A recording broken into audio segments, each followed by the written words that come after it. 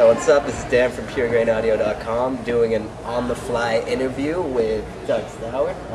Introduce yourself, what you do in the band, and all that things. My name's Mike.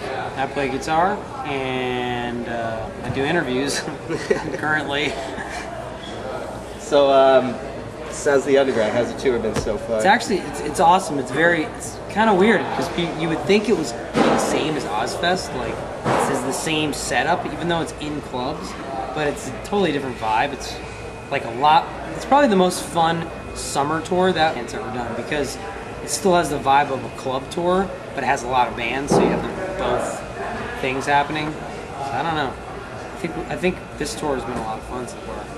So, but our bus did break down, and we did drive here in a minivan. So I don't know. It could be getting to the rough patch right now. So I don't know. So, how's the trip in Canada been so far? Well, it's been about an hour and a half in a minivan, and then we've been here in this room pretty much, and then that room. So, but yeah, I mean, we always love coming to Canada. We've been here, I don't know, we've probably done like 10, 15 headlining tours of Canada. I mean, it's been a place that we've come ever since we started in like 1995. So I don't know. I mean, I think that I guess the best way to put it is that Canada is like a really cool place that you can go, but you can drive to. I mean, I know it sounds funny, but for us, it's like it's still a different country. There's a lot of things that are clearly different, even though people want to paint them as the same country. But you know, you notice the differences, and those differences make it kind of more fun to tour here. Yeah. So I hear you're using some different gear tonight. You wanna say a few words on that? Oh no. We don't have any of our gear because our bus totally is not going to make it to the next several shows. So we had to find people who would donate their gear. And I found a couple people who were going to give me stuff, no problem. And then Andy from Every Time I Die offered his sick, awesome, you know, guitar head that's his like own thing that he talks about all the time. It's like, yeah, man, you know, you can play it. And it's kind of like having sex with his girlfriend. So I'm kind of like, you know, we're all in a little shock over here, but we're going to pull it off. And I think me and him will be closer. You know, we'll be more like brothers. I told him I was ready for this level of our relationship. I said, you know, dude, I think I'm ready for this, man. You know, it's kind of like when you get married, you're like, I'm ready for this. The bonding moment. Yeah, so I think we're going to get married. I think he proposed to me. So look out for their wedding anytime soon. Your new album's dropping. I'm stoked for you on that. You want to say a few words on it? Well, I mean, we're stoked that it's out. I mean, it's like hurry up, wait every time you put out a record.